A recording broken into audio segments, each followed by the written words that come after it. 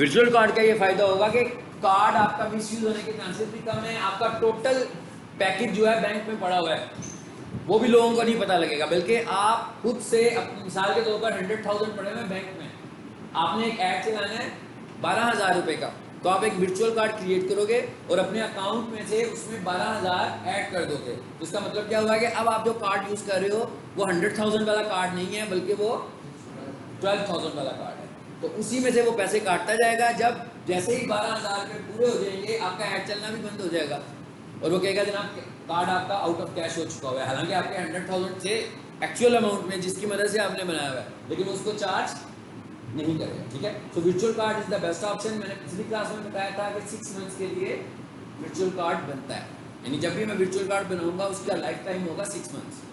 अगर मैं 6 मंथ के लिए एक कार्ड ऐड करता हूँ, उसमें 6,000 रुपये ऐड कर देता हूँ, 10,000 रुपये ऐड कर देता हूँ, लेकिन मैं उसे इस्तेमाल नहीं करता हूँ, तो 6 महीने के बाद वो कार्ड एक्सपायर हो जाएगा। कार्ड एक्सपायर होने का मतलब ये होगा कि उसमें जो पैसे पड़े होंगे वो भी आप लूज़ कर दोगे, इसलिए कि उन्होंने सिर्फ और सिर्फ वर्चुअल कार्ड की शक्ल में इस्तेमाल होना है। और ये वर्चुअल कार्ड शॉपिंग के लिए यूज़ नहीं होगा, ATM मशीन पे भी यूज़ नहीं होगा, ये सिर्फ और सिर्फ ऑनलाइन ट्रांजैक्शन में आप वर्चुअल कार्ड यूज़ करेंगे। क्योंकि किसी भी ऐसी जगह पर जहाँ पर आप कार्ड डाल के काम करते हो वहाँ पर वर्चुअल कार्ड नहीं चलेगा। ये आप देखें ना, ये इस दफ़ा मैं कार्ड डाल तो नहीं ना रहा यहाँ पर, मैं तो गूगल ऐप पे एक वर्चुअल ट्रांजैक्शन करने लगा हूँ जिससे मैं वो मुझसे कार्ड की इंफॉर्मेशन पूछ रहा है, कहता है भाई कार्ड का नंबर बताओ, कार्ड की एक्सपायरी डेट बताओ और अपना कोड बताओ, और जिस नाम से आपने कार्ड जनरेट किया हुआ है, अब वो नाम लाजमी तौर पर वही नाम होगा जिस नाम का बैंक अकाउंट होगा। ठीक है ना, अगर मेरा बैंक अकाउंट है और मोहम्मद अली मलिक के नाम से है, इसका मतलब क्या होगा कि मैं जितनी दफ़ा भी वर्चुअल कार्ड बनाऊंगा उसके ऊपर मेरा ही नाम लिखा होगा, किसी और का नाम ना लिखा होगा ना मैं लिख सकता हूँ। तो ये नाम भी हमें यहाँ पर बताना होगा। तो एक तो ये इंपॉर्टेंट सेटिंग है हमारे पास। उसके बाद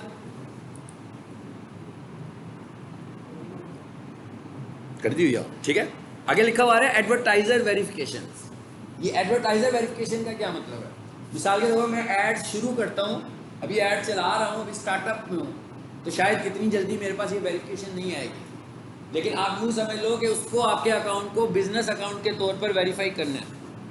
तो जब मैं ऐड मुसलसल चलाऊंगा किसी कंपनी को, मिसाल के तौर पर मैं कहता हूँ मैं स्टार्स अकेडमी के ऐड चला रहा हूँ, फ्रीक्वेंटली चला रहा हूँ, पता लगे ना 10 दिनों में मैंने कोई 50-60 हज़ार रुपये खर्च लिए हैं एडवर्टीजमेंट के ऊपर, तो अब गूगल मुझसे कहेगा कि भाई आप जिस बिज़नेस को रिप्रेजेंट करते हो उसको ज़रा प्रूफ करवा लें मुझसे। अब वो प्रूफ कराने के लिए क्या पूछेगा आपसे? वो आपसे आपके बिजनेस का नाम पूछेगा, बिजनेस की लोकेशन पूछेगा, NTN पूछेगा, यूटिलिटी बिल पूछेगा, और जिसके नाम ये बिजनेस है उसका नाम पूछेगा। यानी ये सारे डॉक्यूमेंट मुझे उसे अपलोड करने हैं। जैसे मैं ये डॉक्यूमेंट अपलोड करूँगा तो फिर मेरा ये अकाउंट जो होगा गूगल ऐड का एक वेरीफाइड अकाउंट बन जाएगा। अदरवाइज जब उसने मुझसे खुद पूछ लिया कि वेरीफाई कराओ और मैंने उसे ना करवाया, उसने कहा भाई 12 दिन है आपके पास, या 1 महीना है, या 60 डेज है, इतने दिनों में आपको अपना अकाउंट वेरीफाई कराना है। आफ्टर 60 डेज वो मेरे अकाउंट को सस्पेंड कर देंगे और उसके बाद मैं दोबारा से भी इसको एक्टिवेट करा सकता हूँ। ठीक है, सारा डाटा उनको प्रोवाइड करने के बाद, जैसे ही मैं उन्हें डाटा प्रोवाइड करूँगा वो फिर से मेरे अकाउंट को एक्टिवेट कर देंगे। तो यूँ समझ लो कि आपका बिजनेस अकाउंट बन गया। गूगल के ऊपर एडवर्टीजमेंट करने के लिए मुझे पता लग गया ना कि भाई ये एडवर्टाइजर किस कंपनी को बिलोंग कर रहा है, रिप्रेजेंट कर रहा है और कहाँ से ये एड्स चलाने लगा होगा। ठीक है, ऐसा भी हो सकता है कि मेरी अपनी कोई डिजिटल मार्केटिंग एजेंसी हो और मेरे पास ये सारा डाटा हो और मैं मुख्तलिफ लोगों के ऐड चलाता हूँ, तो मैं अपनी एजेंसी का डाटा प्रोवाइड करके भी अप्रूव करवा सकता हूँ। चलिए जी, अब आ जाते हैं ऐड की तरफ। ठीक है,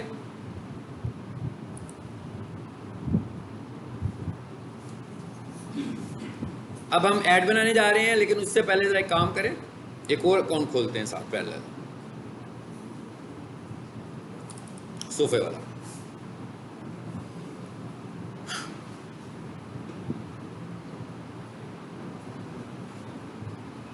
सारे पेजेस खुले हुए हैं, इसे बंद करें। ये YouTube खुला हुआ है, इसे बंद करें।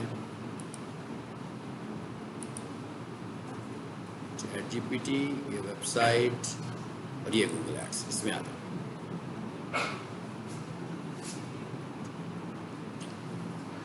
अब ये वो अकाउंट है जहाँ से एड्स इस वक्त चल रहे हैं। इसका इंटरफेस भी थोड़ा सा डिफरेंट है ना, वैसा नहीं है ना, थोड़ा सा चेंज इंटरफेस इसका आ रहा है। ठीक है, और इसके ऊपर हम देख रहे हैं लाइव एक्टिविटी शो हो रही है, ये एड्स दिखा भी रहा है हमें।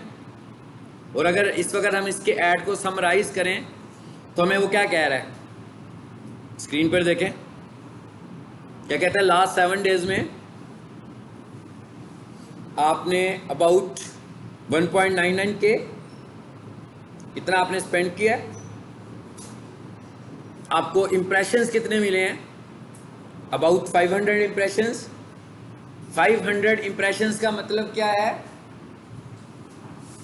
500 इम्प्रेशन का मतलब है कि 500 टाइम्स आपका ऐड लोगों ने देखा, यानी उनकी नज़र में आया है।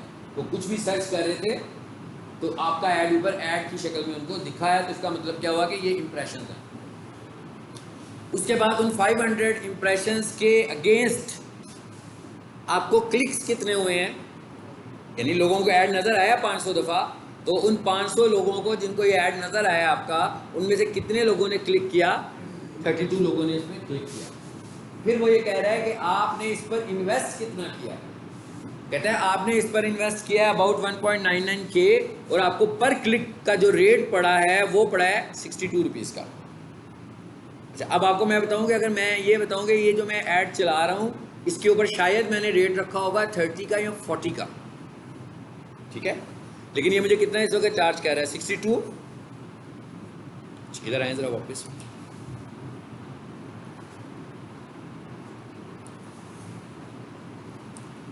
इधर ऑल द टाइम करें, क्या हालात हैं इसके, कि जबकि हम ऐड चला रहे हैं इस पर।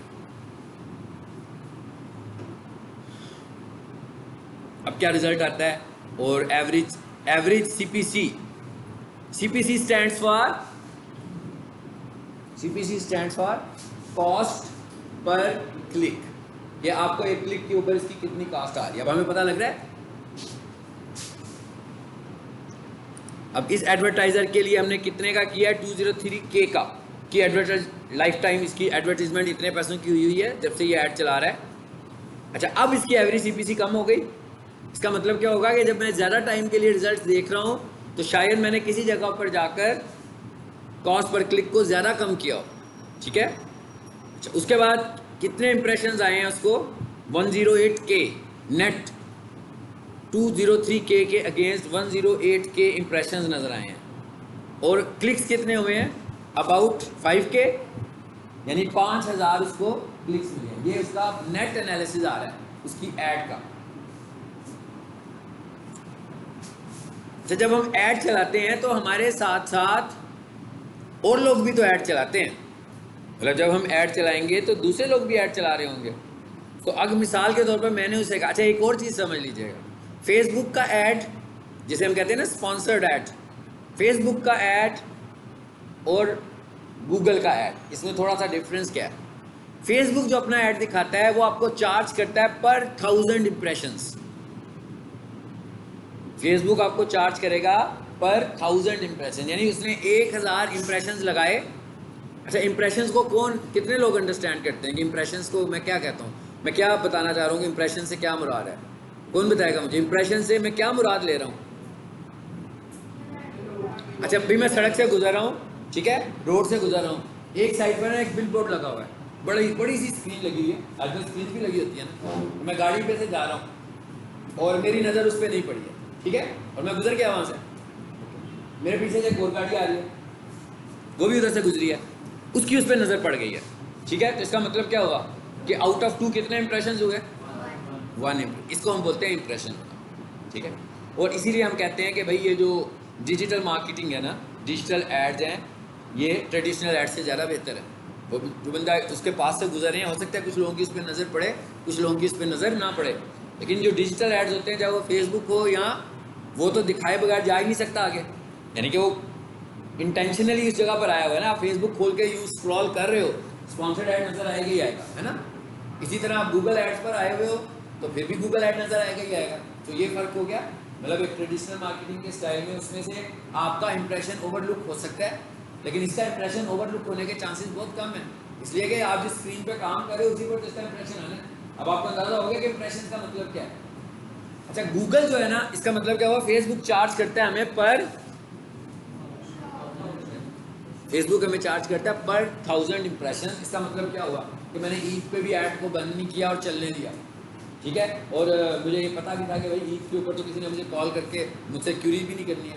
तो वो क्या रहा है, जैसे जैसे हज़ार इंप्रेशन जा रहे हैं मुझे पैसे भी पड़ने शुरू हो गए। अच्छा, ईद पे मैंने गूगल ऐड भी बंद नहीं किया, ठीक है। अब ईद पे जब मैंने गूगल ऐड बंद नहीं किया, गूगल जो है वो आपको इंप्रेशंस पे चार्ज नहीं करता, गूगल आपको क्लिक्स पे चार्ज करता है। यानी मिसाल के तौर पर आपके अगर 10,000 इंप्रेशंस भी लग गए विदाउट क्लिक, तो इसका मतलब ये है कि आपने गूगल को कुछ भी नहीं पे करना।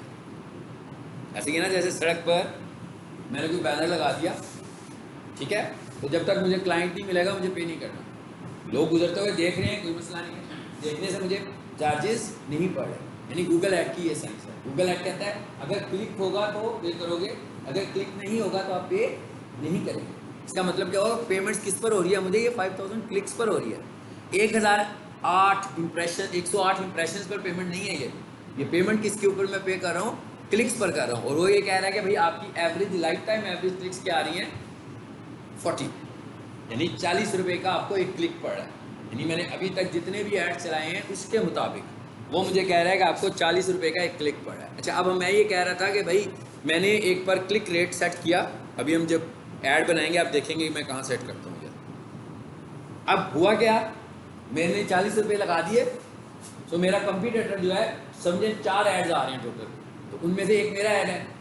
तो मेरे बाकी के जो कंपटीटर्स हैं ना, उनमें से कोई 60 लगा रहा है, कोई 70 लगा रहा है, कोई 50 लगा रहा है और कोई 80 लगा रहा है। इसका मतलब क्या हुआ, तो मैं नीचे आ गया पेमेंट वाइज, तो मैं नीचे चला गया ऐड, तो मुझे क्या करना पड़ेगा, पैसे बढ़ाने पड़ेंगे। तो मैं चलते हुए ऐड पे बजाय इसके कि हर दफ़ा मैनुअली प्राइस ऐड करूँ, मैं परसेंटेज में भी कह सकता हूँ उसको कि भाई अब मेरे ऐड के ऊपर 20% ऐड कर दो या 30% ऐड कर दो। ये जो एडिशन है ये मैं कर सकता हूँ अप टू 900%, 100% नहीं 900%। यानी मैंने जितने भी पैसे लगाए हुए हैं मैं चाहूँ तो उसको कहूँगा 900, यानी मैं कहूँ भाई 40 रुपीज़ लगाए थे मैंने, ठीक है, आजकल बड़ा सीजन चल रहा है, मेरी प्रोडक्ट बहुत बिक रही है, कंपटीटर्स भी बहुत एडवर्टीजमेंट कर रहे हैं, तो 500% मेरी बिड ज़्यादा कर दो। अब 500% निकाल दें आप 40 का, तो जो भी अमाउंट होगा मैं पर क्लिक बता दिया। अब गूगल क्या करेगा, गूगल देखेगा कि भाई लोग मुझे क्या पे करने लगे हुए हैं, और फिर वो ये भी देखता है कि जब कोई ज़्यादा पे करता है तो उसी हिसाब से वो एवरेज निकालता है। जब कोई ज़्यादा पे करता है, जब एडवर्टाइज़र कम होंगे तो आपको क्लिक्स भी रेट भी कम पड़ रहा होगा, जब एडवर्टाइज़र ज़्यादा होंगे तो आपको क्लिक रेट भी ज़्यादा पड़ रहा होगा, क्योंकि उन सबकी ख्वाहिश ये होगी कि वो टॉप पर आए। तो इस चक्कर में वो ज़्यादा बीट कर रहे होंगे, यानी कि वो कह रहे होंगे भाई इतने में लगा दो मेरा इश्तेहार, कोई कह रहा होगा इतने में मेरा इश्तेहार लगा दो, ठीक है, इसका मतलब वो बीट ज़्यादा करनी शुरू हो जाते हैं। तो फिर क्या होता है, ऐड थोड़ा सा आपका महंगा हो जाता है, ठीक है। चलो, अच्छा इसमें ये क्या लिखा हुआ है जी, कैंपेन्स, इस पर ज़रा क्लिक करें। ये अभी आपको मैं सारा उसकी साइंस समझा रहा हूँ कि ऐड चलती कैसे है, ताकि आपको पता हो कि ऐड चलती कैसे है, फिर हम ऐड बनाते हैं। अच्छा, ऐड जो है बेसिकली इज कॉल्ड कैंपेन, यानी जो हमारी गूगल ऐड है वो क्या कहलाती है, कैंपेन, और वो 3 हिस्सों में बनती है। देखिए कैंपेन को जैसे ही मैंने खोला आपको 3 चीज़ें नज़र आनी शुरू हो गई हैं। Number 1 campaign, number 2 add group, and number 3 add. यानी आपकी ऐड 3 हिस्सों में बन रही है। पहला हिस्सा क्या है उसका, सर दर्द हो रहा है, मेरी आवाज़ से नहीं होना शुरू हो, अच्छा वैसे ही। Number 1 campaign, number 2 ad set, यानी सबसे पहले मैं जब ऐड रन करूंगा तो मैं कैंपेन बनाऊंगा, कैंपेन के बाद मैं ऐड सेट बनाऊंगा। अच्छा, ये ऐड सेट का क्या कॉन्सेप्ट है, मिसाल के तौर पर मैंने एक कैंपेन बना दी है कि भाई ये कैंपेन रख रहा हूँ, इसमें मेरा ये गोल है, ये मेरा बजट है, ये सब कुछ मैंने बताकर एक कैंपेन बना दी और मैं क्या ऐड चलाऊँ। अब उसके लिए मुझे क्या टारगेट क्या करना है, लोग मेरा ऐड देखें तो कीवर्ड्स टारगेट करने हैं। कीवर्ड जाकर मैं बताऊंगा ऐड सेट के अंदर। कीवर्ड्स किस जगह पे हम बताएंगे, ऐड सेट में। अच्छा, अब सपोज करते हैं जी मैं पीक सोल्यूशन का ऐड चला रहा हूँ, गूगल ऐड, ठीक है, और पीक सोल्यूशन वाले मुझसे कौन सा ऐड चलवाना चाहते हैं, पीक सोल्यूशन वाले मुझसे ऐड चलवाना चाहते हैं कि जो उनके शॉर्ट कोर्सेज हैं उसका ऐड चले, जो उनकी एकेडमिक क्लासेज हैं उसका ऐड चले, जो उनकी इवनिंग कोचिंग क्लासेज हैं उसका ऐड चले, और जो आईएलटीएस की प्रिपरेशन करवाते हैं उसका ऐड चले। अब ये 4-5 अलग-अलग कोर्सेज के मैंने आपको नाम बता दिए, क्या कहला, आपका क्या ख्याल है कि ये एक ऐड चलना चाहिए कि एक से ज़्यादा ऐड चलने चाहिए, कि एक ही ऐड में सब कुछ डाल दें? क्योंकि अगर हम एक ऐड में सब कुछ डालेंगे तो शायद गूगल को भी समझ में ना आए कि हमारा ऑब्जेक्टिव क्या है, कि क्या भाई हम कौन सी प्रोडक्ट है जिसे सेल करना चाह रहे हैं। क्या शॉर्ट कोर्सेज को सेल करने पे हम एम्फेसिस कर रहे हैं, ज़्यादा जोर डाल रहे हैं? क्या हम एकेडमिक क्लासेस को ज़्यादा सेल करना चाहते हैं? क्या हम आइट्स को ज़्यादा सेल करना चाह रहे हैं? और अगर मैं आइट्स को सेल करना चाहता हूँ तो आइट्स के कीवर्ड और एकेडमिक क्लासेस के कीवर्ड्स क्या आपस में मैच करेंगे? बिल्कुल मैच नहीं करेंगे। आइट्स के कीवर्ड्स अलग हैं, शॉर्ट कोर्सेज के कीवर्ड्स अलग हैं, एकेडमिक क्लासेस के कीवर्ड्स क्या मतलब सर्च क्यूरीज, उसकी सर्च क्यूरीज बिल्कुल अलग है। मतलब हर कोर्स की सर्च क्यूरी बिल्कुल ही अलग है। तो अगर मैं एक ही ऐड में सारी खिचड़ी पकाऊंगा तो गूगल को भी नहीं समझ में आएगा। तो जब वो गूगल को नहीं समझ में आएगा तो वो मेरे ऐड को कितने अच्छे तरीके से डिलीवर करेगा आपको अंदाजा हो गया। इसलिए वो ये कहता है कि आप अपनी कैंपेन को कैटेगराइज कर दें। कैसे कैटेगराइज कर दें? कीवर्ड्स में, यानी प्रोडक्ट्स में। अब मैं ये कहता हूँ मैं ऐड चलाना चाह रहा हूँ, चलिए अब हम दो की इतनी सारी बातों की बजाय मैं दो बातों पे आ जाता हूँ। मैं कहता हूँ मैं ऐड चलाना चाहता हूँ डिजिटल मार्केटिंग का, और एक मैं ऐड चलाना चाहता हूँ आइट्स का। ठीक है, अब इसका मतलब क्या हुआ कि मैंने एक ऐड सेट बनाना है डिजिटल मार्केटिंग का और एक ऐड सेट बनाना है आइट्स के नाम का। चलिए मेरा वो जो जिसकी अभी मैंने ऐड सी खोला भी हुआ है, ये carpet cleaning, sofa cleaning, mattress cleaning, curtain cleanings, इनकी सर्विसेज देता है। ठीक है, तो इसका मतलब क्या हुआ, मैंने इसकी ऐड चलानी है। अब मैंने क्या किया, एक ऐड सेट बनाया, उस पर लिखा कारपेट वॉशिंग सर्विसेज। अब कारपेट वॉशिंग सर्विसेज के अंदर मैंने कीवर्ड ऐड कर दिया सोफ़ा क्लीनिंग सर्विसेज। तो फिर खिचड़ी पक गई। मुझे क्या करना चाहिए, मुझे कारपेट से रिलेटेड अलग ऐड सेट बनाना चाहिए, मुझे सोफे से रिलेटेड अलग ऐड सेट बनाना चाहिए। फिर मैं ये कहता हूँ कि मेरे जो कीवर्ड्स हैं यानी सर्च क्यूरीज हैं वो वॉशिंग भी हैं और वो क्लीनिंग भी हैं। यानी वॉशिंग को भी कस्टमर्स टारगेट करते हैं लिखकर कि भाई कारपेट वॉशिंग, और कारपेट क्लीनिंग को भी टारगेट करते हैं। इसका मतलब क्या हुआ, सोफ़ा वॉशिंग को भी टारगेट करते होंगे और सोफ़ा क्लीनिंग को भी टारगेट करते होंगे। अब मैं क्या करूँगा कि इन सब के बजाय इसके के टोटल 100 कीवर्ड्स बन रहे थे और सारे मैंने एक ही ऐड सेट में डाले। मैं क्या करूँगा, एक ऐड सेट बनाऊँगा कारपेट वॉशिंग का, एक ऐड सेट बनाऊँगा कारपेट क्लीनिंग का, एक ऐड सेट बनाऊँगा सोफ़ा क्लीनिंग का, एक ऐड सेट बनाऊँगा सोफ़ा वॉशिंग का। सोफ़ा वॉशिंग के कीवर्ड्स उसमें ऐड कर देंगे हम। इसी तरह मैं एक ऐड सेट बनाऊँगा कर्टन क्लीनिंग का और एक कर्टन वॉशिंग का। अब होगा क्या, कैंपेन मैंने शुरू की थी और उसमें मैंने बजट रखा था 1000। असल में बजट इन सब का एक ही है, सारा मेरा बजट डिवाइड होना है इन सारे एड सेट्स के ऊपर। इसके बाद इसका मतलब क्या हुआ, अगर मैंने एक से ज़्यादा एड सेट्स बनाए हैं तो मेरे एड्स भी ज़्यादा होने चाहिए। गूगल और फेसबुक हमें ये कहता है कि भाई आप जब कैंपेन चलाओ तो एक से ज़्यादा एड सेट्स और एक से ज़्यादा एड्स रन करें। एड सेट इसलिए एक से ज़्यादा रन करें कि उसमें आप ऑडियंस टारगेट कर रहे हैं और कीवर्ड्स टारगेट कर रहे हैं। ठीक है, अब मिसाल के तौर पे मैंने एक एड सेट बनाया कारपेट वॉशिंग का जिसमें मैंने ऑडियंस टारगेट कर दी 18 साल से लेकर 25 साल तक। लेकिन फिर बाद में मेरे जहन में डाउट आया कि भाई वो 25 से लेकर 35 वाले जो लोग हैं मैंने तो मिस ही कर दिए, हो सकता है वो भी मुझसे परचेज करना चाहते हो। फिर मैंने कहा कि भाई क्या हो सकता है, क्या पता है किसी ने अकाउंट ही गलत बनाया हो, हाँ उसकी एज कम हो लेकिन उसने अपना अकाउंट जो है वो 55 से बनाया हो, तो मैं उसको भी ऐड नहीं दिखा रहा। लेकिन अगर मैं सिर्फ और सिर्फ ये कह दूं कि भाई 6 एज की खुला छोड़ दूं मैं एज को, और उसमें क्या है 18 प्लस से 65 प्लस, इसका मतलब क्या हुआ, कोई लिमिट तो दे नहीं रहा और एक ही ऐड सेट बना रहा हूँ, बिल्कुल ही ऐड ओपन हो गया।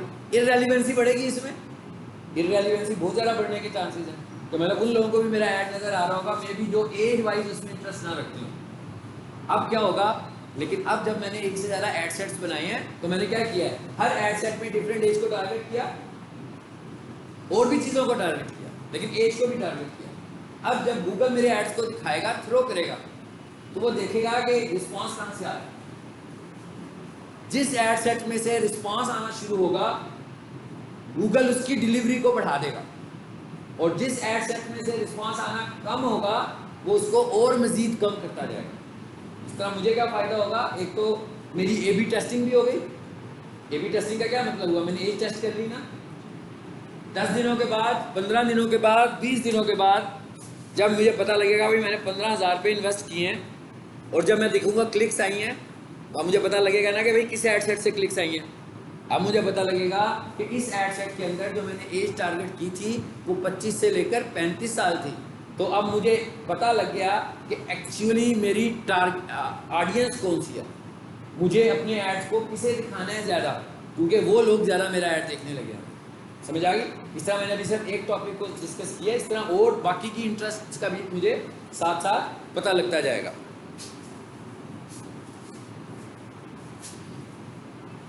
तीसरे नंबर पे क्या आ गया, एड्स। मैं एक से ज़्यादा एड्स भी बनाऊंगा। गूगल एड्स जो होते हैं, हम देखते हैं ना गूगल एड जो सर्च इंजन पर आते हैं, ज़्यादातर उसमें ग्राफिक का रोल तो है भी नहीं ज़्यादा, वो सारे के सारे टेक्स्ट एड्स हैं।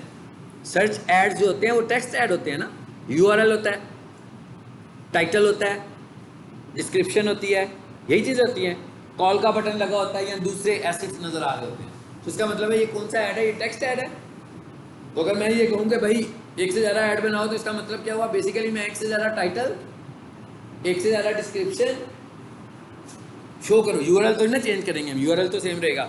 तो एक से ज़्यादा ये चीज़ें जब मैं टारगेट करूँगा, तो जब मेरे 5 ऐड एक ही बंदे को मुख्तलिफ तरीके से नज़र आएंगे, तो उसके कन्वर्जन के चांसेस फिर बढ़ जाएंगे। लेकिन अगर मेरा एक ही ऐड किसी को बार बार नज़र आएगा तो वो बोर भी होगा और कहेगा क्या ऐड आ जाता बार बार मेरे सामने एक ही। लेकिन जब दूसरा ऐड आएगा तो उसको ये समझ नहीं आएगा कि क्या ये वही एडवर्टाइज़र है जो पहले वाला एडवर्टाइज़र था, क्योंकि बिल्कुल कंटेंट सेम नहीं है ना हमारे ऐड का, चीज़ें चेंज होना शुरू हो गई हैं।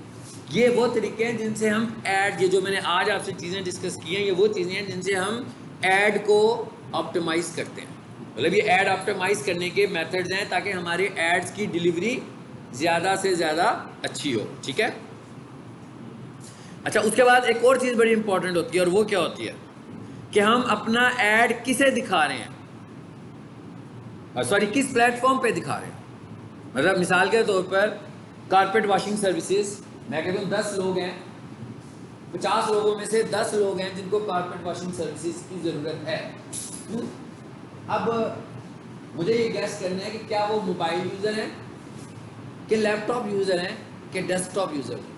क्योंकि अगर कोई बंदा डेस्कटॉप यूज़र होगा तो क्या वहाँ से वो कॉल कर सकेगा, मुश्किल में पड़ जाएगा। कॉल का बटन दबाएगा तो कहेगा डायलर ओपन करो, ठीक है ना। तो लैपटॉप से तो डायलर ओपन नहीं होगा ना कॉल करने के लिए। इसका मतलब क्या होगा कि हमें क्या समझ में आ गया कि कन्वर्जन हमें ज़्यादा कहाँ से मिलेगी, कन्वर्जन हमें ज़्यादा मोबाइल से मिलेगी। इसका मतलब ये हुआ कि मैं क्या टारगेट करूँगा, मैं टारगेट ये करूँगा कि भाई मोबाइल के ऊपर मेरी बिट ज़्यादा लग जाए, यानी मेरा ऐड ज़्यादा मोबाइल पर दिखे, क्योंकि मोबाइल से मुझे कन्वर्जन आने के चांसेस बहुत ज़्यादा हैं। कोई भी मेरा ऐड देखता है, कॉल नज़र आता है, उसे बटन को प्रेस करता है तो सीधा डायलर में जाता है और कॉल हो जाती है, फ़ोन आ गया एडवर्टाइज़र को, उसी लम्हे फैसला हो जाएगा कि भाई इसने आपसे परचेज़ करना है कि परचेज़ नहीं करना। अब मैं क्या हूँ, मैं ऐड लगा कर दे रहा हूँ उसको। अब मैंने जब उसे कॉल करवा दी और एक बंदे ने फ़ोन करके उसे यही कहा कि हाँ भाई मुझे, मेरा DHA में घर है, मुझे कारपेट वॉश कराने हैं, आप कितने बजे मेरे पास आ सकते हैं और कितने पैसे लेते हैं। इसका मतलब क्या हुआ कि मेरा काम ख़त्म हो गया। अब अगर वो क्लाइंट, उसका कस्टमर उसको नहीं इंसिस्ट करता, क्योंकि उस तक पहुँचा तो हमने दिया ना, इसका मतलब है वो क्लाइंट उसे कन्विंस नहीं कर पाया ना आगे से, अगर उसे ऑर्डर नहीं मिला। तो कन्वर्जन ये है, कन्वर्जन क्या, कॉल हो गई, ठीक जगह पहुँच गई। हाँ, कॉल करके अगर उसने ये नहीं कहा, उसने कहा भाई मुझे गाड़ी वॉश करवानी है, इसका मतलब है गलत हो गया, ये गलत जगह चला गया वो। ठीक है, यहाँ वो कोई और चीज़ वॉश करवाने की बात कर रहा है जो कि मेरा क्लाइंट वो सर्विसेज नहीं देता, या किसी ने कारपेट वॉशिंग की बजाय उसने कहा जनाब मुझे अपना नया कारपेट ख़रीदना है, यहाँ वो कहेगा मुझे यूज़ कारपेट ले दो, या वो मुझे कहे जो कारपेट वॉशिंग के लिए जो लिक्विड यूज़ होता है ना, मुझे असल में वो चाहिए कि मैं खुद साफ कर लूँ कारपेट अपना। इसका मतलब क्या हुआ कि ऐड गलत तरीके से चल रहा है। हमारा जो क्लाइंट है वो तो कह रहा था कि मैं आपके घर आऊँगा और कारपेट वॉशिंग की सर्विसेज दूंगा, मेरे पास अपनी मशीन है, ये करना है उसने। अगर कोई बंदा आपसे कहे कि मुझे कारपेट वॉशिंग की मशीन ख़रीदनी है और वो आपको कॉल करे, तो इसका मतलब है गलत ट्रिगर हुआ आपका। अगर कोई कहे कि जनाब इसके लिए जो लिक्विड यूज़ होता है वो मुझे दे दें, तो फिर गलत ट्रिगर हुआ। इन चीज़ों को हमने खुद देखना है, जो मैंने प्रीवियस क्लास में आपको बताई थी। अगर आपको याद आ गया हो, क्या था ये, ब्रॉड एग्जैक्ट डिस्कस किया था ना हमने, मैंने कहा कि भाई एग्जैक्ट मैच के साथ ऐड चलाओ ताकि रॉन्ग ट्रिगर्स ना हो, क्योंकि मैंने लिखा कारपेट वॉशिंग सर्विसेज 3 वर्ड्स हैं और इसको मैंने कर दिया ब्रॉड। अब क्या हुआ, मसला क्या होगा इसमें, मैंने लिखा कारपेट वॉशिंग सर्विसेज। अब एक बंदा जो है वो नया कारपेट लेना चाहता है, वो क्या लिखेगा, प्राइसेस ऑफ कारपेट्स इन लाहौर। अब कारपेट्स मेरे ऐड में भी है, मेरा ऐड ट्रिगर कर देगा क्योंकि मैंने ब्रॉड कहा। लेकिन अगर मैंने उसके कहा एग्जैक्ट, तो अब मैंने लिखा ना कारपेट वॉशिंग सर्विसेज, अब मेरा ऐड कब ट्रिगर करेगा, सिर्फ उस वक्त ट्रिगर करेगा जब यूजर क्यूरी लिखेगा कारपेट वॉशिंग सर्विसेज। और जो बंदा कारपेट वॉशिंग सर्विसेज लिखेगा, इसका मतलब क्या हुआ कि उसे मशीन नहीं खरीदनी, उसे सर्विसेज ही की ज़रूरत है। तो ये बातें हमने एसईओ में नहीं की हैं, एसईओ में ऐसा कोई प्रॉब्लम नहीं है, लेकिन एसईएम में ये सब कुछ चलेगा। वो क्यों चलेगा, क्योंकि यहाँ पर पेड स्ट्रैटेजीज चल रही हैं। सो गूगल क्या कहता है कि वो आपकी एक वर्ड्स के साथ ही आपका ऐड ट्रिगर कर रहा होता है, तो उसे हमें देखना है। एसईओ में तो ज़्यादातर ट्रिगर्स उसी वक्त होंगे जब हमारे कीवर्ड्स मैच कर रहे होंगे, कीवर्ड्स के कीवर्ड्स, ठीक है, ठीक है ना। क्योंकि एसईओ में क्या होता है, मिसाल के तौर पर यहाँ पर उसने एक कीवर्ड के साथ किया, तो एसईओ में क्या है भाई, वो कीवर्ड तो सिंगल कीवर्ड है। सिंगल कीवर्ड का मतलब क्या हुआ, शॉर्ट कीवर्ड। शॉर्ट कीवर्ड वैसे ही नहीं रैंक होना, कंपटीशन है ना उस पर, इस वजह से वो एसईओ में तो आएगा ही नहीं, कहीं भी किसी भी जगह पर नहीं आएगा। इसलिए वो एसईओ में आपको प्रॉब्लम नहीं क्रिएट करता, क्योंकि वो शॉर्ट कीवर्ड में चला गया ना, और इससे वो दूसरा कीवर्ड नहीं बनाएगा।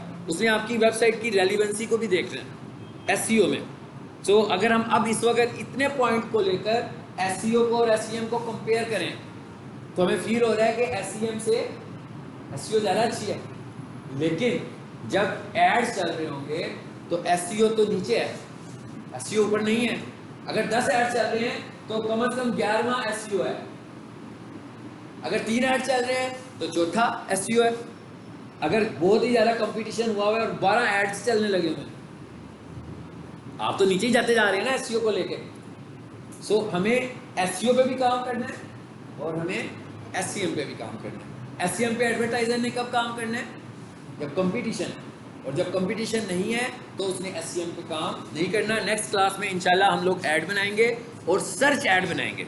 सर्च ऐड का क्या मतलब होता है, ऐसा ऐड जो सर्च इंजन पर चलता है, यानी कोई भी बंदा कोई कीवर्ड लिख के सर्च करेगा तो उसके ऊपर आपका ऐड चलेगा, इसे हम बोलते हैं सर्च ऐड, ठीक है। और सर्च ऐड में जिस ऐड को हम सबसे अच्छा समझते हैं दैट इज कॉल ऐड, क्योंकि कॉल ऐड में कन्वर्जन, क्विक कन्वर्जन के चांसेस बहुत ज़्यादा होते हैं। मतलब किसी ने आपका ऐड देखा, मोबाइल नंबर नज़र आ गया, उसको अच्छा लगा, उसको वो चीज़ परचेज करनी है, उसने क्या किया, कॉल के बटन को प्रेस किया, साथ ही फ़ोन मिल गया। इवन आपके पास बैलेंस नहीं है तो उसको कॉल तो चली गई। इवन आप मिस बेल भी करोगे ना तो एडवर्टाइजर जो बैठा हुआ, इसीलिए तो बैठा हुआ था वो, कि भाई मुझे लीड्स मिले, उसको लीड तो मिल गई ना, कि भाई कोई मिस बेल आई है, इसका मतलब है किसी क्लाइंट ने मुझे फ़ोन किया, वो फ़ौरन आपको कॉल करेगा और वो कहेगा जी आपकी कॉल आई थी, हम ये सर्विसेज प्रोवाइड करते हैं, ठीक है। चलो जी।